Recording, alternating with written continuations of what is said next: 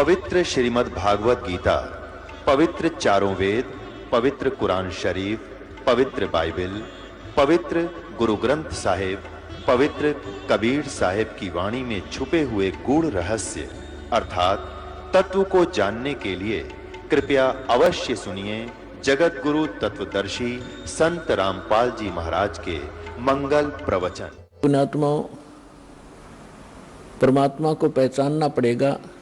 जब तक हमें ये विश्वास नहीं होगा कि ये सामने रखा एक चमकीला पत्थर वास्तव में हीरा है, लाल है, इसकी कीमत इतनी है, तब तक हम उसका दाम नहीं लगा सकते, उसका मूल्य चुका नहीं सकते, दे नहीं सकते, उसको ग्रहण कर ही नहीं सकते, क्योंकि वो कीमती इतना है।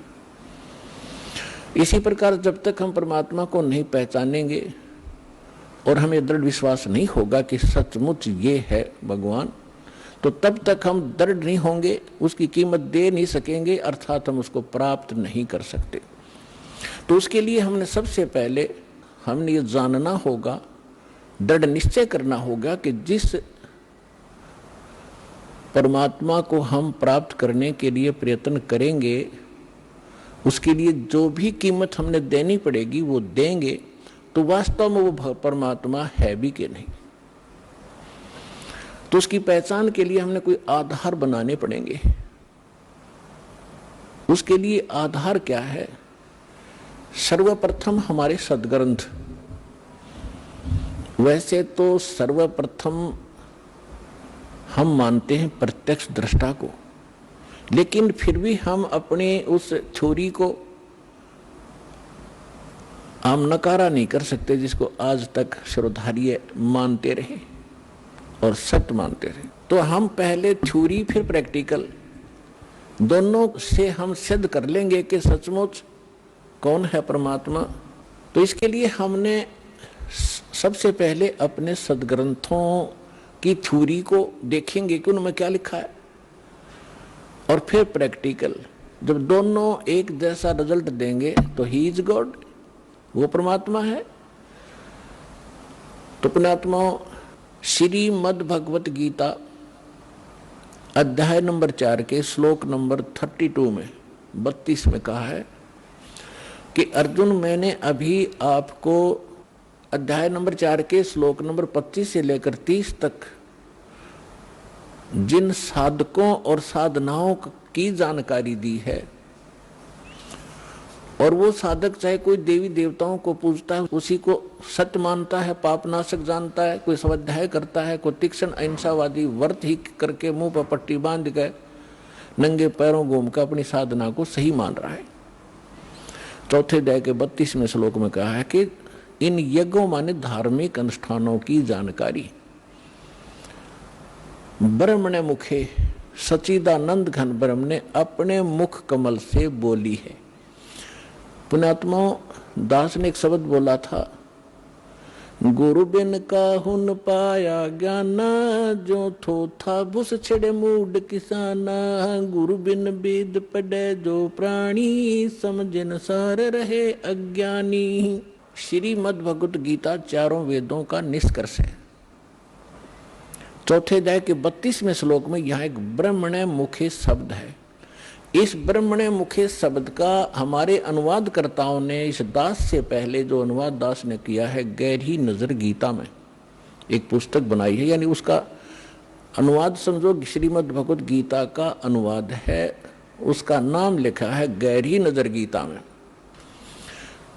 इससे पहले जितने महापुरुषों के आप अनुवाद उठाकर देखोगे उसमें क्या लिख रखा है? वेद की वाणी में ब्रह्मणे मुखे का अर्थ किया है वेद की वाणी।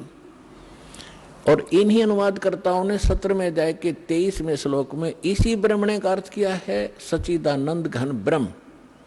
वो यथार्थ अनुवाद है, वो सही अर्थ है।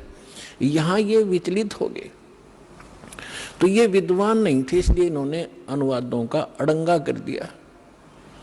अपनी ओछी सोच से अर्थ भी अनर्थ कर दिए। ब्रह्म का अर्थ भगवान होता है, तो ब्रह्म का अर्थ कोई वेद करता है तो महामूर्ख है। वेद एक सिद्धांत है, संविधान है, भगवान की जानकारी देता है, उसके नियम बताता है, और ब्रह्म भगवान है। जैसे एक राजा है, राजा का संविधान है, वो उसके नियमों का, उसके अंदर उसके सारे नियम लिखे हुए हैं, कैसे एक प्रजा को रहना चाहिए, क्या अपराध है, कैसा ना करना चाहिए। और कहीं पर कोई राजा का अर्थ और संविधान लिख दे तो वो अर्थ ठीक नहीं कर रहा, अनर्थ कर रहा है। इसी प्रकार यहाँ ब्रह्म ने माने सच्चिदानंद घन ब्रह्म, और मुखे अपने मुख कमल से बोली गई वाणी में विस्तार से कहे हैं। सच्चिदानंद घन ब्रह्म ने अपने मुख कमल से बोली उस अमृत वाणी में उन धार्मिक युगों की जानकारी, अनुष्ठानों की जानकारी विस्तार के साथ कही है, और उसको तत्व ज्ञान कहते हैं। और उसको जानने के बाद तो सभी कर्मों से मुक्त हो जाएगा। अब गीता ज्ञान दाता कौन है? ये ब्रह्म है। जैसे दास ने शब्द सबसे पहले ये बोला था कि ब्रह्म शब्द पर्याप्त है, लेकिन ब्रह्म का अर्थ भगवान कहो, साब कहो, राम कहो, तो ये सत्संग एक ऐसा जटिल समस्या बन गई, यो अध्यात्म मार्ग, कि दास यदि किसी पॉइंट को कच्चा छोड़ के आगे चलेगा तो प्रथम बार सुन रहा भक्त कुछ नहीं समझ पाएगा। इसलिए एक ये सामूहिक लेक्चर दिया जाता है आध्यात्मिक टीचर होने के नाते, तो उसमें ये ध्यान रखा जाता है कि शायद प्रथम कक्षा के बच्चे भी आए जो पहली बार दीक्षा लेने आए, और किसी के वैसे कहने से वैसे भी श्रोता बन कराते हैं। तो ये इसलिए यहाँ थोड़ा सा डिफाइन करेंगे। जैसे साहब कहो, ब्रह्म कहो, राम कहो, गॉड कहो, अल्लाह कहो, खुदा कहो, ईश कहो, ब्रह्म कहो। अब जैसे एक तहसीलदार भी साहब है, प्रभु है, स्वामी है अपने विभाग का। ऐसे ही आगे चले, हम थोड़े शॉर्ट में बताऊंगा। जैसे डिप्टी कमिश्नर भी साहब है, मंत्री भी साहब है, मुख्यमंत्री भी साहब है। आप अंडरस्टूड, आपको खूब समझते हो आप कि ये साहब कितने सतर के हैं। और प्रधानमंत्री भी साहब कहलाते हैं, और राष्ट्रपति जी भी साहब ही कहलाते हैं। तो इसे समझ लेना। तो ये इसलिए ब्रह्म, अब जैसे मुख्यमंत्री जी हैं, ये एक क्षेत्र के मालिक हैं, स्वामी है, ये पूर्ण स्वामी नहीं है, पूरे भारत के स्वामी नहीं है। इसी प्रकार यहाँ जो ब्रह्म शब्द है, ये ब्रह्म है 21 ब्रह्मांड का स्वामी।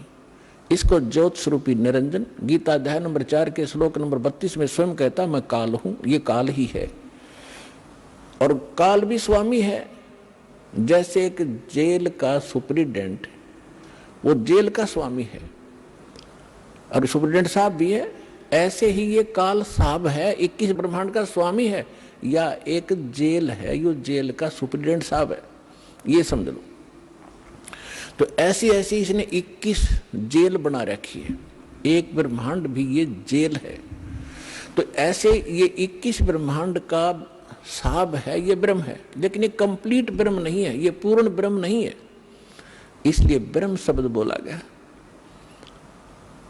तो यहां प्रत्येक इसके अंग को हमने समझने के लिए ऐसे करना पड़ेगा। तो इस ब्रह्म ने श्रीमद् भगवद गीता का ज्ञान श्री कृष्ण जी में प्रवेश करके, जैसे को प्रेत बोलती है किसी के अंदर, ऐसे बोला। ऐसे ही इस काल ने एक ब्रह्मा कुमारी पंथ चलाया अभी 100 वर्ष पहले लगभग, और उसमें एक प्रेत आता है, वो कहता अहम ब्रह्मास्मि, मैं ब्रह्मा हूं। कभी कहता अहम शिवोहम, मैं शिव हूं। ये एक प्रेत का चलाया हुआ है, और वो प्रेत कभी ब्रह्मा की पदवी पर था। जैसे कोई गांव का प्रधान सरपंच रिटायर हो जाता है, उसको अगली बार नियुक्त नहीं किया जाता, तो लोग फिर भी उसको सरपंच साहब कहते हैं, प्रधान साहब बोलते हैं, जोरा जी रहा है। और वो भी कहीं मिलता है, कोई कहता भी कौन है, फलाना सरपंच हूं, और जब वो सरपंच नहीं होता। तो ऐसे ही दास ने कबीर परमात्मा से प्राप्त उस ज्ञान को आगे बढ़ाया है, as it is, as a tape recorder. Das का इसमें इतना ही योगदान है कि दास को परमात्मा का जो अंतःकरण टेप रिकॉर्डर ठीक कर दिया उस परमेश्वर कबीर जी ने, और उसमें अपना ज्ञान भर दिया। दास बोल के सुना रहा है रिकॉर्ड करके, इतना सा योगदान है। तो ऐसे दास बहुत बार बताता है आपको कि ये ब्रह्मा विष्णु महेश जो वर्तमान में यहाँ 3 लोक के एक एक विभाग के मिनिस्टर हैं, साहब हैं, इतने राम हैं, इतने भगवान हैं, ये इनकी भी मृत्यु होगी और ये मृत्यु को प्राप्त होकर आम जीव की तरह 84 लाख योनियों में, प्रेत योनियों में भटक रहे होंगे और अन्य पुण्य आत्माओं को फिर से काल अपनी दुर्गा पत्नी से जन्म दे करके उस पदवी पर बैठा देता है। तो उनमें से ये पंथ चलाने वाला जो ब्रह्मास्मि में शिवोस्मि, तो ये वो भूत है जो कभी ब्रह्मा के पद पर रहा है, अब उसका अस्तित्व कुछ नहीं, वो रिटायर्ड सरपंच समझ लो, एक्स सरपंच, अब उसका कोई अस्तित्व नहीं। तो वो बोलकर उसने वो पंथ चला दिया। आज भी उसकी मुरली सुनकर, वो भूत की बात सुनकर एक बहुत बड़ा जनसमूह अपना जीवन नाश कर रहा है। दास का प्रयत्न किसी की निंदा करना नहीं, दास का प्रयत्न है कि सभी हम एक परमात्मा के बालक बच्चे हैं, बहन बेटी भाई, और उस काल ने ये जाल फैला रखा है कि मैं इतने पंथ चला दूंगा नकली कि कोई समझ नहीं सकेगा ओरिजिनल पंथ कौन सा है। तो दास ऐसा प्रयत्न कर रहा है कि जैसे पहले के, अभी बहुत बार होती रहती हैं घटनाएं कि कोई 500,000 के नोट नकली छाप देता है और सरकार को जो पता चलता है तो दोनों ओरिजिनल और डुप्लीकेट दोनों के दोनों मीडिया के माध्यम से, समाचार पत्रों के माध्यम से उनकी पहचान कराई जाती है कि ये इस टाइप का डुप्लीकेट है, ये ओरिजिनल है। तो सरकार निंदा नहीं कर रही होती, एक महापरोपकार करती है।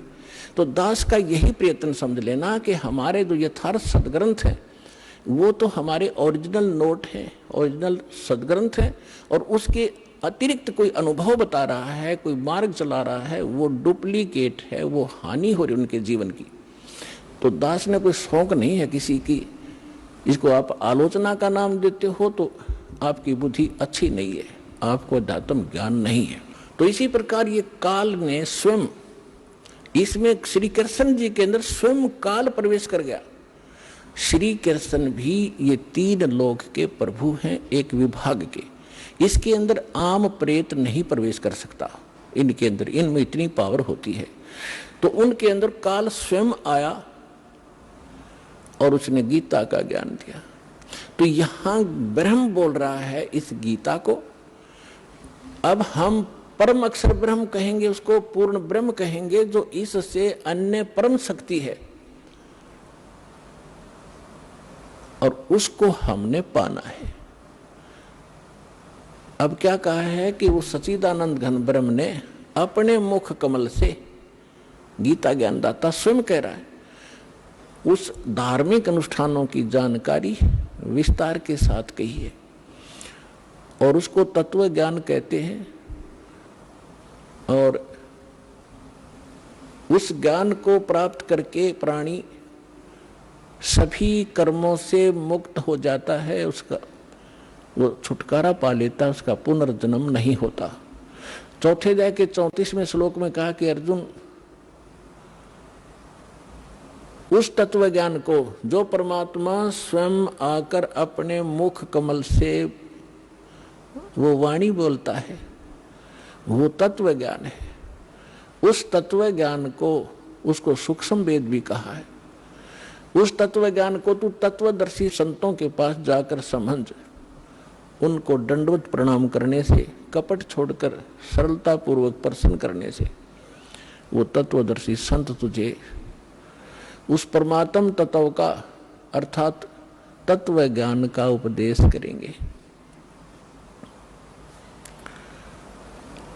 अब 15वें अध्याय के प्रथम मंत्र में उस तत्वदर्शी संत की पहचान भी बता दी है कि जो संत उल्टे लटके हुए संसार रूपी वृक्ष के, ये संसार रूपी वृक्ष है अर्जुन, ऊपर को जड़ है वो तो पूर्ण परमात्मा है, पूर्ण ब्रह्म है, जिस तो सबका धारण पोषण करता है।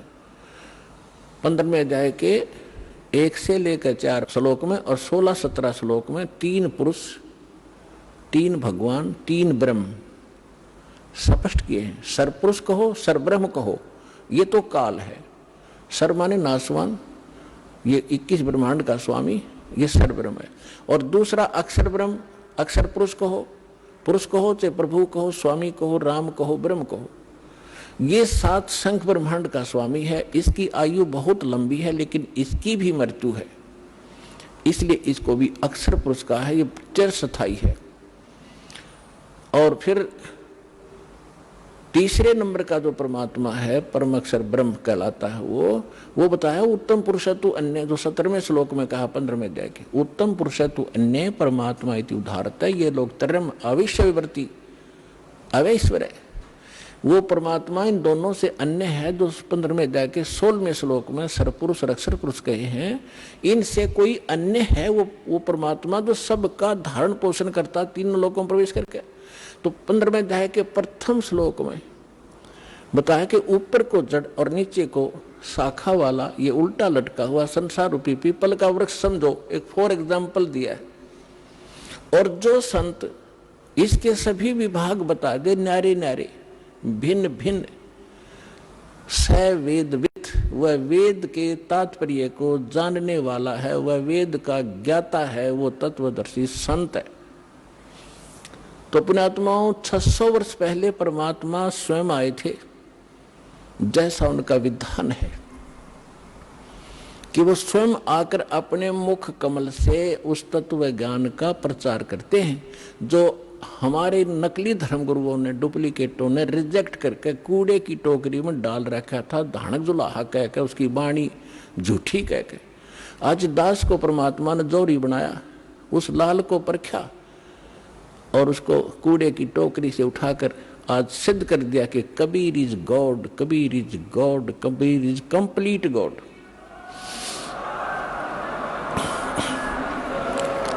और जिसको पाकर उसके बच्चे आज धनी हो रहे हैं, अध्यात्म मार्ग से वो पूर्ण, अध्यात्म धन से वो परिपूर्ण होते जा रहे हैं, जो उनका सुख का मूल है। और शास्त्र विरुद्ध साधना दुख की मूल होती है, जो आज तक हम सभी करते रहे। अब जो प्रसंग चल रहा है उसी पर आते हैं कि परमात्मा ने 600 वर्ष पहले आकर कहा था, अक्षर पुरुष एक पेड़ है, निरंजन वाकी डरे, तीनों देवा शाखा है, भाई पात रूप संसारे। अक्षर पुरुष एक पेड़ है, सरपुरुष वाकी डार, और तीनों देवा उसके आगे शाखा हैं, ये पात रूप संसार। अब आपको बहुत बार उल्टा लटका हुआ संसार रूपी वृक्ष का एक चित्र बनाया है, वो दिखाया है। तो परमात्मा ने मूल को छोड़ दिया, जो जमीन से बाहर दिखाई देता वो सारे पार्ट बता दिए। तना उसको अक्षर पुरुष समझो, उससे तने से मोटी डाहर निकले उसको सरपुरुष, और सरपुरुष के आगे फिर वो 3 शाखाएं हों, रजगुण ब्रह्मा, सतगुण विष्णु, तमगुण शिव जी, ये शाखा समझो, इतना बता दिया। और पात रूप संसार।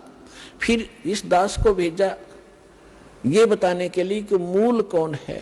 ये जड़ वही है जो सबका धारण पोषण करता है, सबका उत्पन्न करने वाला है, सबका संरक्षक है, जो सर्व सुखदायी है, जो परम अक्षर ब्रह्म, जो अविनाशी परमात्मा है, वो वही है। कौन? अब दास ने बताया कि इसमें परमात्मा को पहचानने में दोनों पहलू काम करेंगे। एक तो हमारी थ्योरी, हमारा जो सिलेबस पाठ्यक्रम, और साथ में प्रैक्टिकल। पाठ्यक्रम बता रहा है और फिर वो प्रैक्टिकल, जिन्होंने प्रैक्टिकल किया, उन महापुरुषों ने जिनको भगवान मिले, सचखंड लेकर गए, सतलोक ले गए, फिर वापस छोड़ा, उनमें से 6-7 शुभ नाम दास का याद है। आदरणीय धर्मदास साहिब जी, गांव बांधवगढ़, मध्य प्रदेश, वर्तमान में छत्तीसगढ़ होगा वो।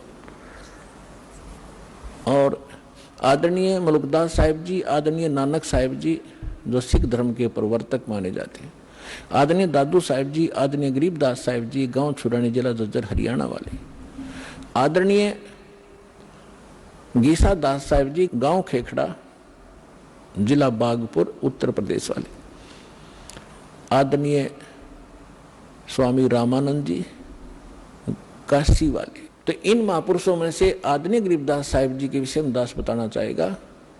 उन्होंने कहा कि हम सुल्तानी नानक तारे दादू को उपदेश दिया, जात जुलाहा भेद न पाया वो काशी माहे कबीर हुआ।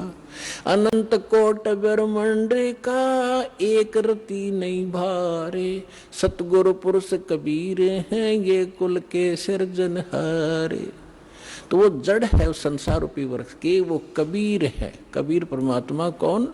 उसको परम अक्षर पर कहो, उसको सत्य पुरुष कहो, अमर पुरुष कहो, उसे परम पुरुष कहो, उसे परम अक्षर ब्रह्म कहो, उसे परम अक्षर पुरुष कहो।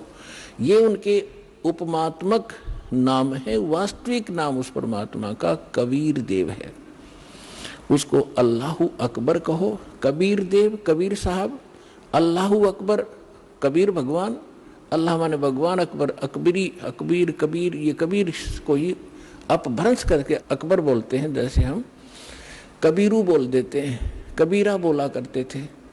जैसे गरीबदास जी को गांव वाले गरीबू कहा करते थे। तो ऐसे हम अपभ्रंश करके अपने नाम रख लेते हैं। उनका वास्तविक नाम है कबीर देव, अल्लाहु अकबर, अल्लाह कबीर, गॉड कबीर। अब जो प्रसंग चल रहा था उसी पर आते हैं कि वो परमात्मा स्वयं यहां आते हैं। अब इसमें दोनों पहलू साथ चलेंगे कि जिनको भगवान मिले उन्होंने प्रैक्टिकल किया, और जो हमारे सदग्रंथ आज तक हमें ज्ञान दे रहे थे, हमारे धर्मगुरु समझ नहीं सके, वो हमारा दुर्भाग्य और उनका भी दुर्भाग्य कहेंगे, क्योंकि वो उनकी बुद्धि काल के वश थी। अब हम सतगुरु शरण में आ गए तो हमारे ऊपर काल की जकड़ नहीं रही, इसलिए आप इस ज्ञान को समझ रहे हो। जिस दिन आपका नाम खंड हो जाएगा, यहां से कनेक्शन कट गया, परमात्मा का पंजा आपसे उठ जाएगा, आपको यही शब्द कड़वे लगने लग जाएंगे। और ये हमारे यहाँ भक्त भी आपको बुरे बुरे दिखाई देंगे, क्योंकि काल प्रवेश कर जाएगा, आपकी बुद्धि को भ्रष्ट कर देता है। आज तक ब्रह्मा विष्णु महेश की गांठ बांध रखी, इसने चक्कर बांध रखा, समझने नहीं दिया। आपकी क्या औकात, आप इस मालिक की शरण से दूर होकर आप सुखी हो जाओगे। जून का महीना हो और एसी रूम से बाहर निकल कर कोई सुखी हो सकता है? चाहे शराब पी कर से निकले जा, बाहर गली में पड़ा रहो। वैसे को कहा रो शराब के नशे में कोई बहुत सुखी हूँ, अब सुखी हूँ, खाक सुखी है। रेत में पड़ा, पसीने आए पड़े, झागा रहे मुख में। तो ऐसी दशा उन लोगों की जो भगवान से दूर हटकर इस काल के खेमे में खेल खेल रहे हैं। चाहे वो भक्ति कर रहे हैं, वो भक्ति भी नकली, या संसारिक सुख प्राप्त करने के लिए वो को प्रयास कर रहे हैं, क्योंकि इस काल की साधना से सुख हो ही नहीं सकता। सुख होगा तो इस परमात्मा की ही रजा से, इस साधना से होगा। आदरणीय गरीबदास साहिब जी ने प्रैक्टिकल बताया कि अजब नगर में ले गए हमको सतगुरु आने, अजब नगर में ले गए हमको परमेश्वर आने। आन माने आके, अजब नगर में, ऐसे अजब कमाल के लोक में लेकर गए भगवान मुझे खुद आकर के। और जल के बिंब अगाध गति हम सूते चादर ताड़े। अजब नगर में ले गए हमको सतगुरु आण, यानी वो सतगुरु भी हैं, वो भगवान भी हैं। जो सतगुरु होता है, सच्चा ज्ञान जो देता है भगवान ही देता है, भगवान ही सच्चा ज्ञान दे सकता है। तो उनको सीधे भगवान मिले थे, सतगुरु कहो चाहे परमेश्वर कहो। अजब नगर में ले गए हमको परमेश्वर आने, आन माने आके। ये हमारी देसी भाषा हरियाणा की लैंग्वेज में लिखा ग्रंथ है। और जल के बिंब अगाध गति वहां सूते चादर तान, चादर तान के सोना, यानी कति निश्चिंत हो जाना, बेफिक्र होकर सोना। एक मुहारा है यहाँ देसी कि अच्छा चादर तान के सोए है, सारे काम कर लिए। तो इस तरह कहते हम तो निश्चिंत हो गए कि साधना हमारी सत्य भगवान मिल गए, आंखों सतलोक देख लिया, सत साधना करते रहेंगे, गलती हम करें नहीं, हम निश्चिंत हो गए। हमारे अंदर कोई अब शंका नहीं रही कौन भगवान है और क्या उसको प्राप्त करने का मेथड है, वो सब कंप्लीट प्राप्त हो गया, आंखों देखा। तो दास आपको इतना ही दृढ़ करना चाहता है। देखो, माता पिता अपनी बिटिया का विवाह करते हैं तो वो जाकर लड़के वाले का घर भी देखते हैं, उसकी प्रॉपर्टी से भी परिचित होते हैं, अन्य थर्ड पर्सन से भी पूछते हैं। फिर वो आकर घर बताते हैं कि हम जो लड़का देख कर आए हैं उसके ये बिजनेस है, उसके ये व्यापार है, इतनी उसको प्रॉपर्टी है। तो लड़की को कोई डाउट नहीं होता क्योंकि पिता बता रहा है। थर्ड पर्सन कहे तो शायद शंका हो जाए। तो इसी प्रकार उस परम पिता ने आके आपको ज्ञान दिया है कि जहां तुम जाओगे वहां क्या क्या सुख सुविधाएं हैं, तो आपको डाउट नहीं रहना चाहिए। और फिर साथ के साथ अपने गवाह भी तैयार कर रखे। अब लड़की न्यू कह मैं जाकर देख कर आऊंगी तो वह भी एक बात है, देखा पिताजी झूठ नहीं बोल रहे। तो इसी प्रकार आप जी ने एक नेक भक्त का भी आचरण एक दिखाना है कि जो दास बोल रहा है वो किसी डूम भाट के गीत नहीं है, गॉड गिवन स्पिरिचुअल नॉलेज है, एच इट इज, जो भगवान ने बताया। और जिन महापुरुषों को भगवान मिले उन्हें जो का तो सेकंड किया, हमारे सदग्रंथ बता रहे। अब आपको श्रीमद् भगवद गीता से परिचित कराया, और विशेषकर हिंदू समाज तो जो भगवान की तरफ में पहले से ही लगे हैं, तो उन्होंने तो गीता का पाठ रोज कर ही रखा तकरीबन। दास एक बार 2003 के अंदर उदयपुर के अंदर सत्संग कर रहे थे, थोड़ी सी संगत होती थी, और हमारे पास एक प्रोजेक्टर सिस्टम हमने किया था, और टीवी पर दास दिखा रहा था, बता रहा था। एक बहन सुन रही थी, उसमें प्रोजेक्टर सिस्टम नहीं था, केवल टीवी ही पर हम दिखा रहे थे। टीवी पर थोड़ी बहुत दूर दिखा करते, थोड़े आदमी बैठा करते। उसके तुरंत बाद हमने प्रोजेक्टर ले लिया था भक्तों ने। तो सत्संग कर रहा था, उसमें बताया सारा कुछ, गीता को दिखाया। फिर मैं नीचे आकर एक चारपाई डली थी, उस पर बैठ गया। 10-20 भगत, कुछ शंका समाधान वाले, कुछ दीक्षा के इच्छुक आकर बैठ गए।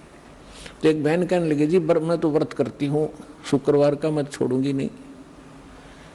मैंने कहा बहन आप गीता को मानते हो? कहा गीता डेली पढ़ती हूँ। मैंने कहा 6 अध्याय के 16वें श्लोक में गीता जी में लिखा है कि अर्जुन, ना तो ये साधना, ये योग अधिक खाने वाले की सफल हो सकती, और ना बिल्कुल न खाने वाले की, बिल्कुल ना खाना, व्रत रखना। और ना ज्यादा जागने वाले की, लोग दिखावा नहीं होगा, मैं 4-2 बजे उठ लेता हूँ, प्रसाद ना करता हूँ और सोता ही नहीं रात ने। नहीं, नाम उठत ना हम बैठत, नाम सोवत जागवे, नाम खाते नाम पीते, नाम सेती लागवे। ठीक है, जो वृद्ध हैं जिनको काम नहीं, किसी टाइम उठो और बैठो करो सेवा साधना, लेकिन सारा दिन मेहनत करने वाला आदमी कैसे उठ लेगा? 2 बजे 10 बजे सोया हुआ, या 11 बजे सोने पाओ आजकल। तो कहने का भाव यह है कि ना घना जागने वाले का, और ना घना ज्यादा सोने वाला भी मूर्ख है। संध्या पढ़कर सोया उठ 9 बजे, वो क्या भक्ति करेगा? तो कहते सब संयम रखो, सबके अंदर अंदर संयम, हर तरह का संयम रखकर साधना करने से होता है। तो मैंने इतना ही कहा था कि गीता अध्याय नंबर 6 के श्लोक 16 में नोबोलॉजी बिल्कुल सही है, और मैं रोज पढ़ती थी। आज बुद्धि खुली है मेरी। माँ बेटी, आज तक तुम्हारी बुद्धि काल ने जकड़ रखी थी, रोज पढ़ा करते। मोती मुक्ता दर्शत नाही, ये जग है सब अंदरे, दिखत के तो नैन चश्म, इनका फेरा मोतिया बंदरे।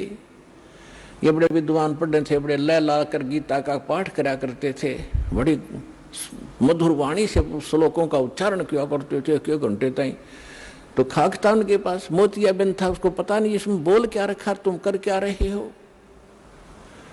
तो आज दास तो बता रहा है कि बुद्धिमान भक्त हैं, और इन्होंने गीता और इनको खूब पढ़ा हुआ है, और परमात्मा की शरण में आने से आपकी बुद्धि ओपन हो जाती है, काल का प्रेशर प्रभाव हट जाता है, आप खूब आसानी से सोच लेते हो और समझ सकते हो। तो गीता के अंदर जो दास ने प्रमाण दिए, विशेषकर हिंदू समाज जिनसे खूब परिचित है कि ऐसा ही लिखा है, लेकिन समझ नहीं सके थे। आप विद्यार्थी, अगर विद्यार्थी सिलेबस समझ ले तो फिर टीचर की क्या आवश्यकता है, फिर आप पे पढ़ जाते सारे। तो टीचर इसलिए बनाए जाते हैं कि सब अनुभव करते हैं, सिलेबस को पढ़ते हैं, फिर बच्चों को सुनाते, फिर प्रैक्टिकल करवाते हैं। थ्योरी से प्रैक्टिकल होता है, एज इट इज होगा, बिल्कुल सही होगा। अब आपको सुनाते वेदों से, वैसे वेद चारों वेदों का सारा श्रीमद् भगवद गीता है, लेकिन इस मन के अंदर ज्यादा ही अड़ंगा भर दिया इन अज्ञानियों ने, तो वेद भी पैरेलल साथ लेने पड़ेंगे हमें। परमात्मा की पहचान क्या है, वो क्या करता है। अब जैसा भी आपने पाठ प्रकाश के समय सुना कि सतलोक से चलकर आए, वो परमात्मा सतलोक से चलकर आए कबीर जी। और गरीबदास जी भी कहते हैं कि अलल पंख अनुराग है सुन मंडल रे थीर, दास गरीब उधारिया में सतगुरु मिले कबीर। और अजब नगर में ले गए हमको सतगुरु आने। धर्मदास जी कहते हैं सतलोक से चलकर आए काटन यम की जंजीर। मुल्कदास जी भी कहते हैं कि अमरलोक से चलकर आए काटन यम की जंजीर। तो इसी प्रकार सभी महापुरुषों ने जिनको परमात्मा मिले हैं, रामानंद जी ने कहा कि दो ठौर है एक तू, भया एक से दो।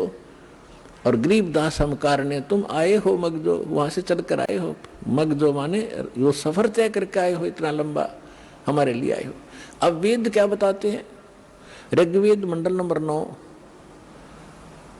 सूक्त 86 के मंत्र 26 और 27 में, ऋग्वेद मंडल नंबर 9 सूक्त 82 मंत्र 1, 2, 3 में, ऋग्वेद मंडल नंबर 9 सूक्त 54 के मंत्र 3 में, ऋग्वेद मंडल नंबर 9 सूक्त 94 के मंत्र 1 में, ऋग्वेद मंडल नंबर 9 सूक्त 95 मंत्र 2 में,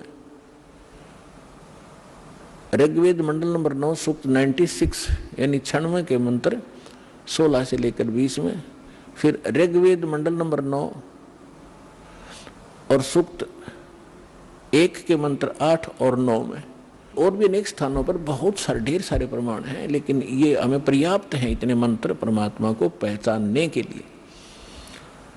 इनमें यही प्रमाण दिया है कि वो परमात्मा मनुष्य सदृश है और ऊपर धूलोक के तीसरे पृष्ठ पर, यानी ऊपर 4 लोक हैं, एक सत्यलोक, फिर अलखलोक, उससे ऊपर अगमलोक, फिर अकह, उसको अनामी लोक भी कहते हैं। तो प्रत्येक लोक को 3 विभागों में बांटा हुआ है। जैसे अपनी दिल्ली राजधानी है, एक तो बाह्य क्षेत्र है जो ग्रामीण क्षेत्र होता है,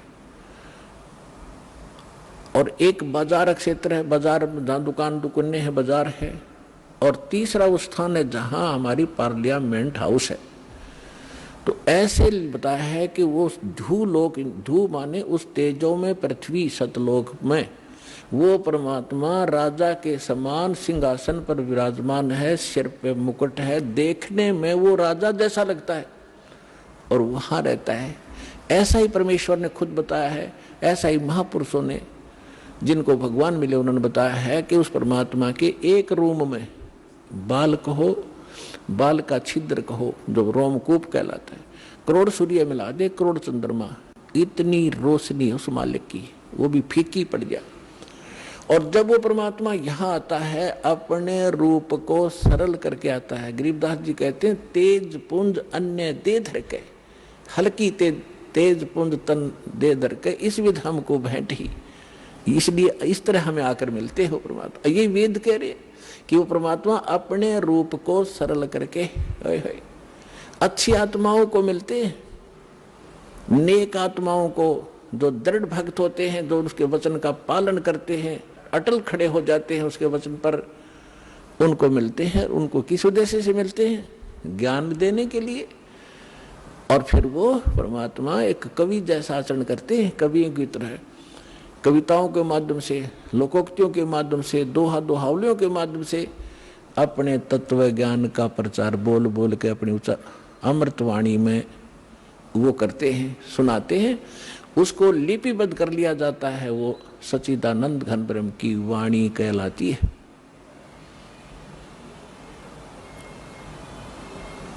अब ये तो वेदों ने बताया, उसमें स्पष्ट बताया कि परमात्मा कबीर देव है, उसका नाम कबीर साहब है। कबीर देव माने परमेश्वर, भगवान, अल्लाह, खुदा, गॉड, साहब।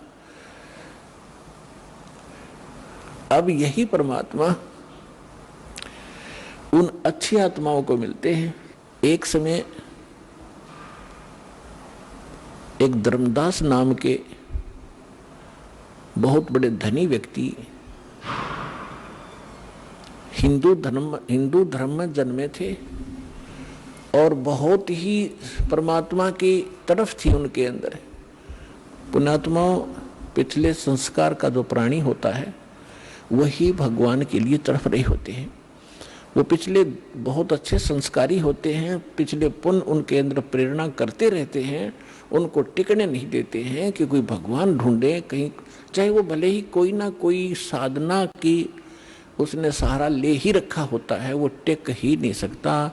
चाहे वो हनुमान पूजा, चाहे गणेश जी की पूजा करे, और चाहे वो कितना मंदिर मस्जिद गुरुद्वारों में जाता हो, या कोई गीता वेद का कोई पाठ श्लोक करता हो, वो टिक नहीं सकता। चाहे कोई व्रत रख रहा है या चाहे कोई तपस्या कर रहा है, वो डले ढोता ही रहता है, उसके बस की बात नहीं।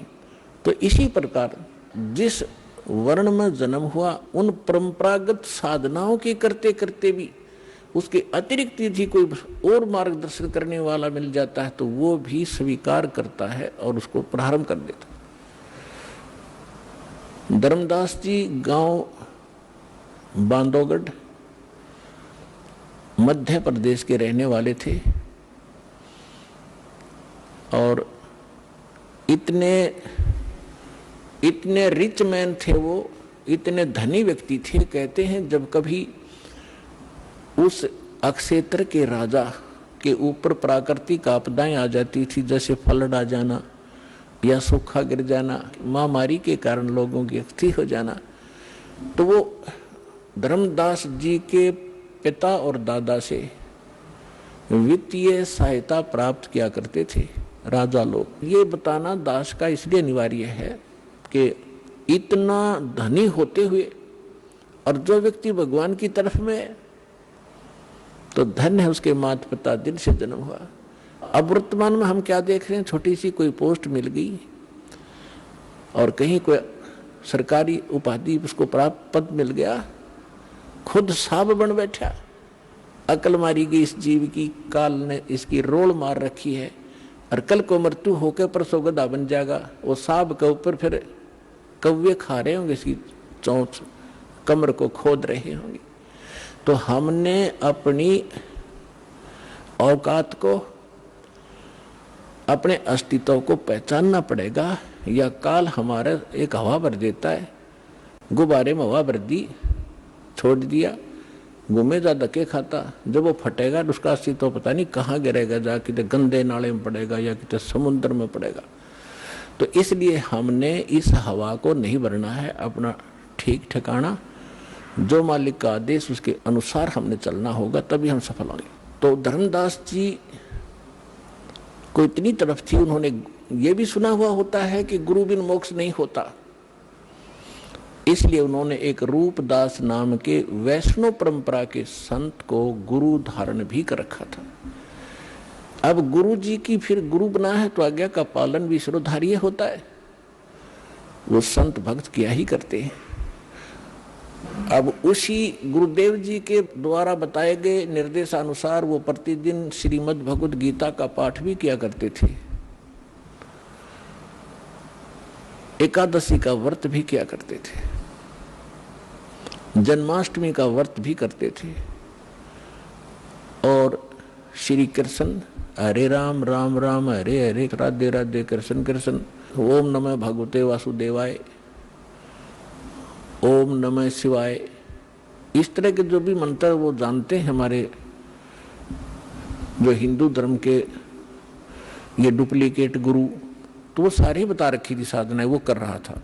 और उसके साथ साथ भगवान श्री कृष्ण यानी विष्णु जी की मूर्ति, जिसको शालग्राम कहते हैं, उसकी भी पूजा अर्चना प्रतिदिन करना, जिसको कर्मकांड कहा जाता, कर्मकांड का एक हिस्सा है, वो भी किया करते थे। और गीता जी का नित्य पाठ भी करते थे। सभी तीर्थों का भ्रमण करने से भी मोक्ष उसको बता रखा था। अब बच्चा क्या होता है, अध्यापक ने जो सिलेबस बता दिया वो तो फाइनल समझता है, जो कहा ठीक है जी। इतना बड़ा सेठ मन में आई कि तीर्थों का भ्रमण किया जाए। उस समय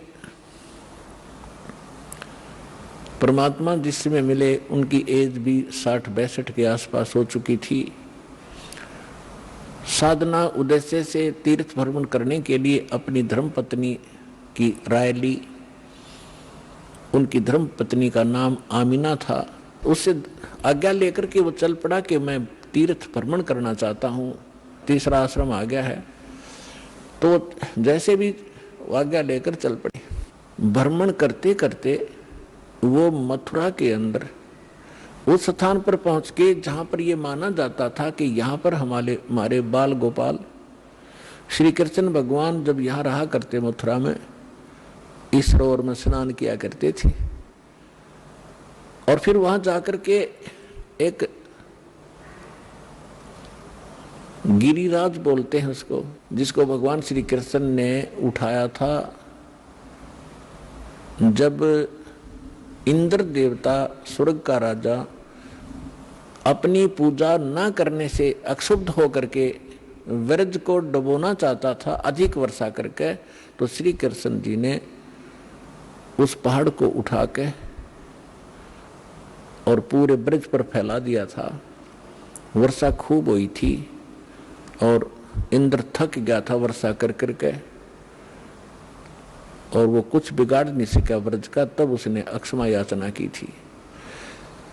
तो उस स्थान पर भ्रमण करके, उस गिरिराज की परिक्रमा करके हम अपना मोक्ष मानते थे। उस सरोवर में स्नान करके हम मोक्ष मानते रहे। इसी उद्देश्य से धर्मदास साहिब जी भटक रहे थे, वहां पहुंच गए। सुबह सुबह उठे, उस सरोवर में स्नान किया जिसमें जल अधिक था नहीं, क्योंकि हम उसमें नहाना इसलिए उचित समझते रहे कि इससे मोक्ष होगा, चाहे गारा भी क्यों ना हो, उसमें कीचड़ भी क्यों ना हो, हमें तो भगवान चाहिए।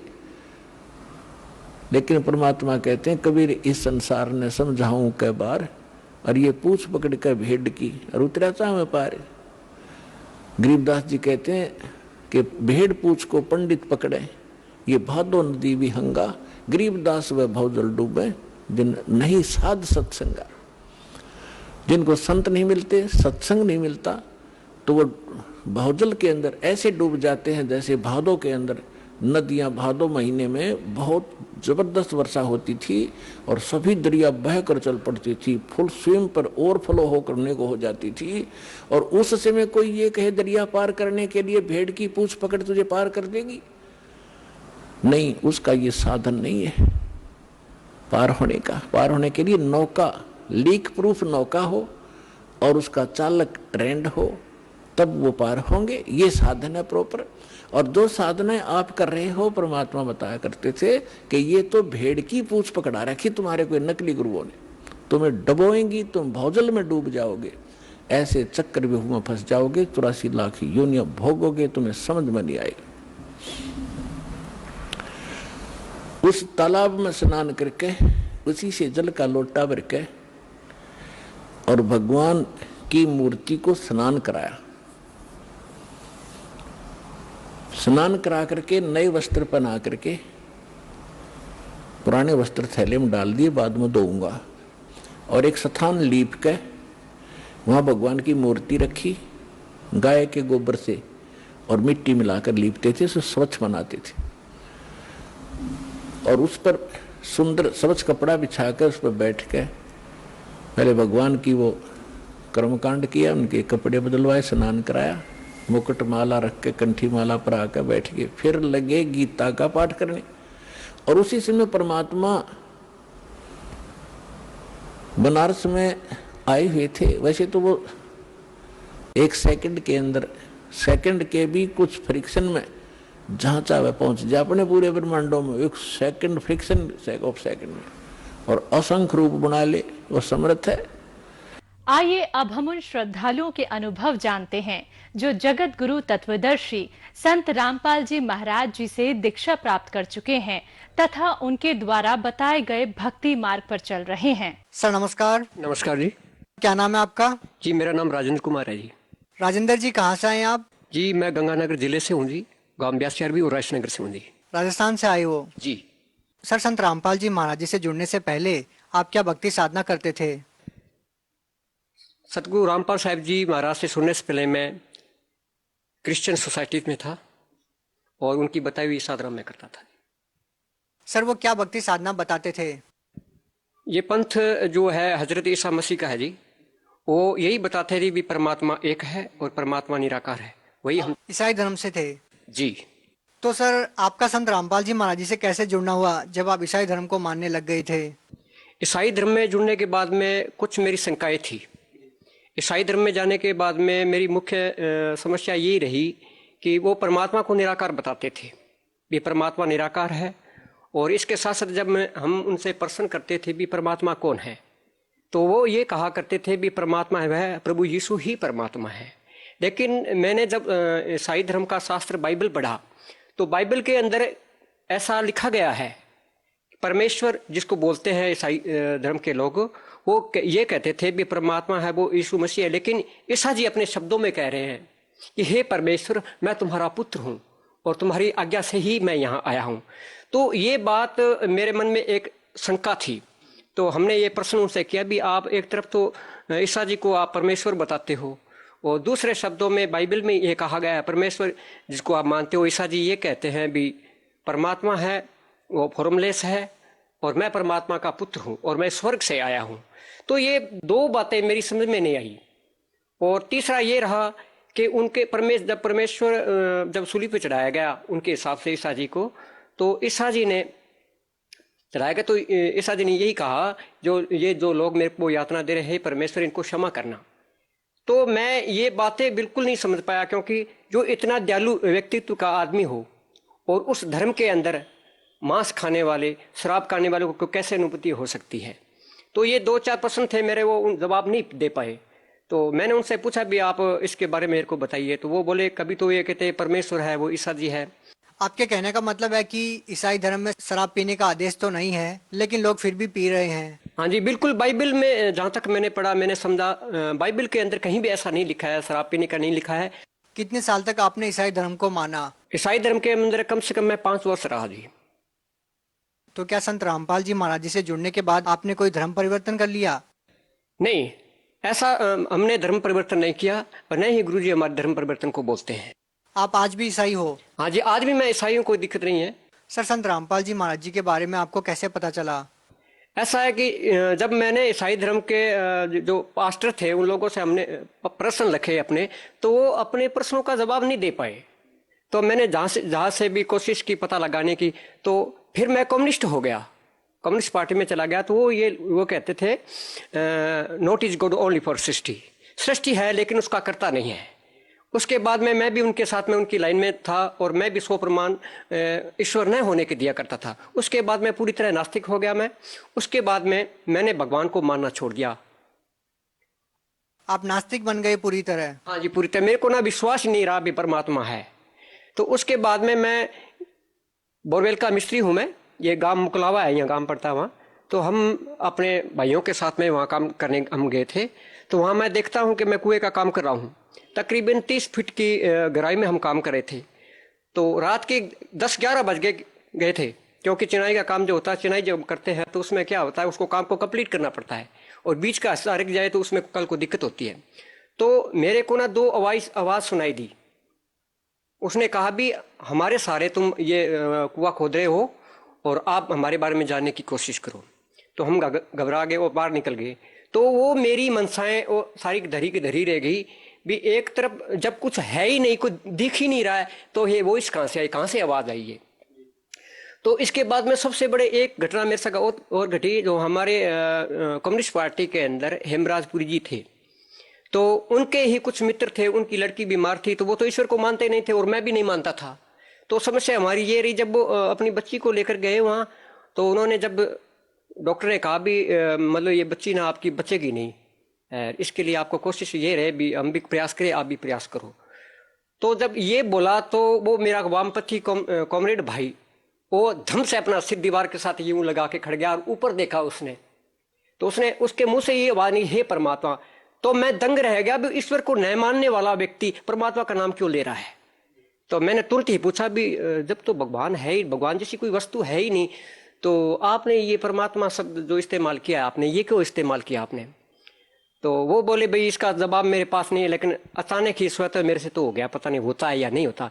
उसके बाद में मैं शंका में था ही, और बीच में आपको मैंने बोला भी है, जब मैं काम करता था 2 आवाज़ें मेरे पास आई अंदर से, एक लेडीज आवाज़ थी और मर्दाना आवाज़ थी, दोनों। तो जब मैं शाम को सोता हूँ तो दोनों मेरे मुंह से आवाज़ निकले, मैं पूरी तरह सो रहा हूँ। मेरे साथ के वर्कर जो मेरे मजदूर थे, मेरे साथ काम कर रहे थे, तो वो बताते थे, तो भी आप ना रात को ना अजीबोगरीब हरकत करते हो, और आप मतलब खुशबूदार हलवा खाते हो आप।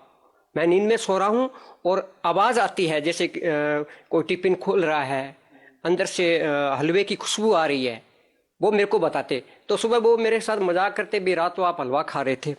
तो मेरी उनकी बातें समझ में नहीं आई, तो मैंने कहा भी कई वो बोले आप हमारे लखा सिंह जी है, मेरे गुरु है काम के, जो मैं काम करता हूँ। तो वो बोले भैया आपको ना कम से कम मतलब क्या मानसिक डॉक्टर से आपको चेक करवा लेना चाहिए आपको। तो मेरे को भी शंका हुई भी, रात को ये सब क्रियाकलाप करता हूँ, दिन को मेरे को पता नहीं चलता। तो ये हरकतें मेरे साथ होती रही।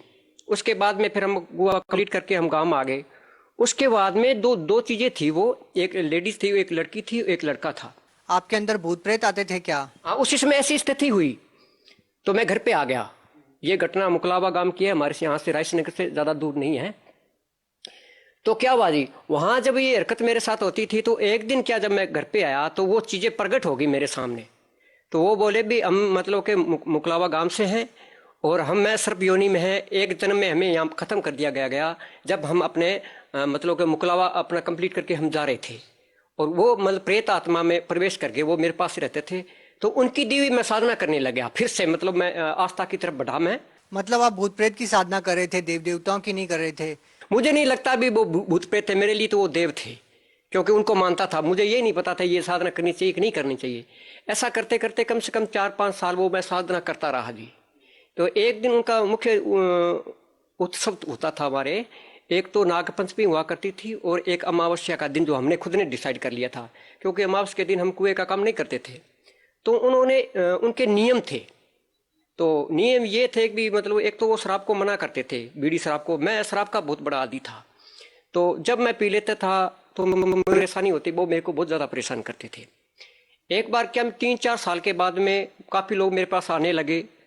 मैं अपनी सीढ़ियाँ बांटता रहा उन लोगों को, जैसे का कोख को बांधना है, पानी को बांधना। सिद्धियों से मतलब है कि जो आप भूत प्रेत की साधना करते थे उनसे आपको कुछ शक्तियां मिली?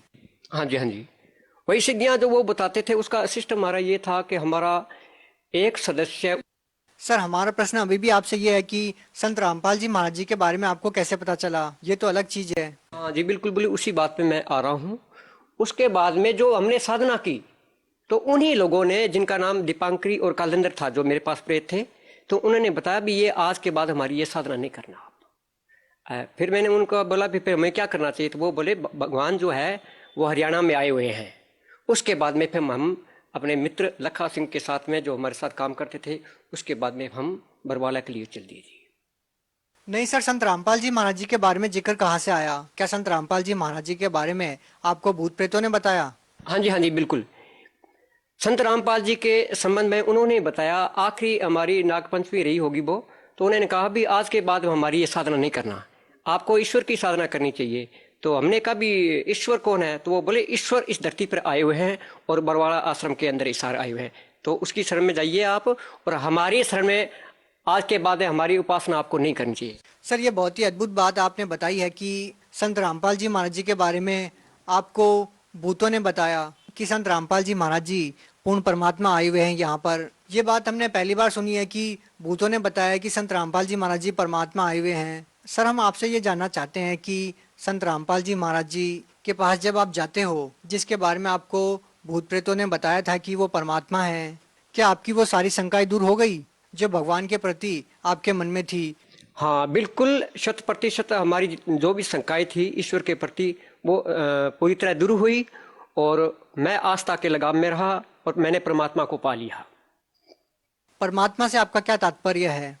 परम आत्मा, तमाम संपूर्ण, जैसे कि हमारे शास्त्रों में दिया गया है बस।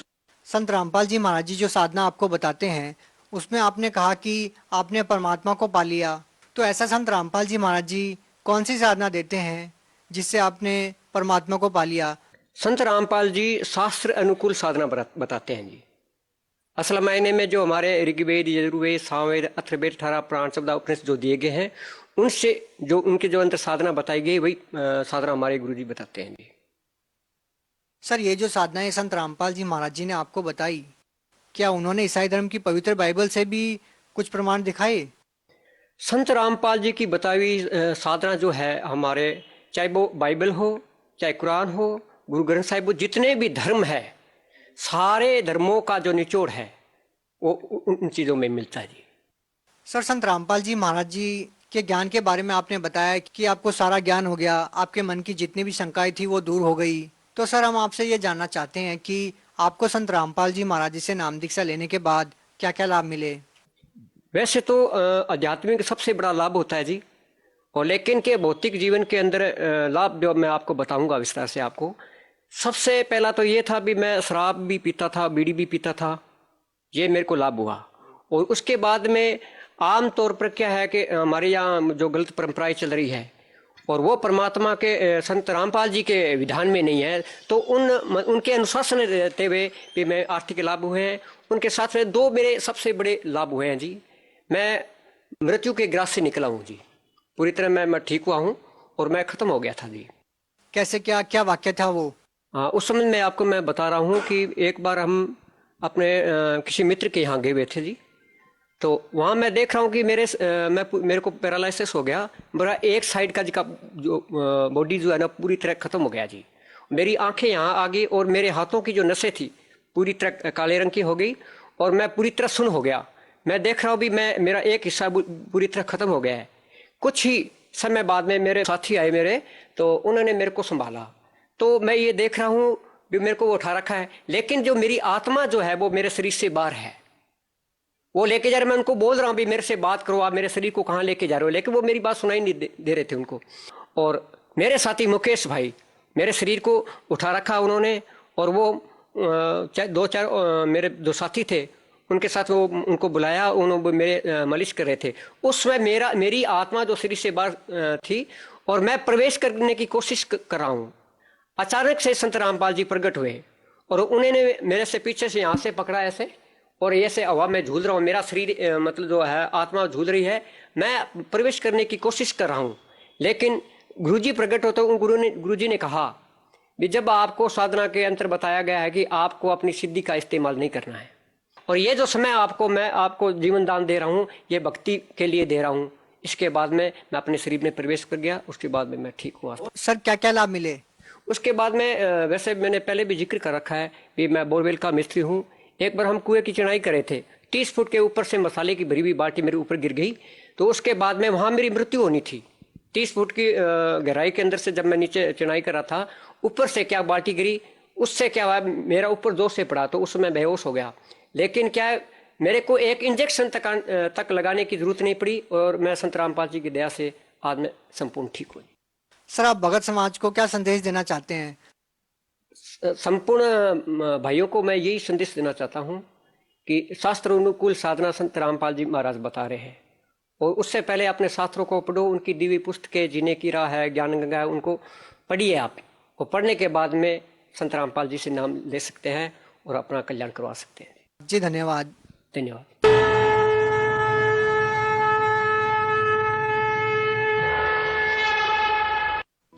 आप सुन रहे थे जगत गुरु तत्वदर्शी संत रामपाल जी महाराज के मंगल प्रवचन। अधिक जानकारी के लिए संपर्क करें 9729277503 9996904503। हमारी वेबसाइट है www.jagatguru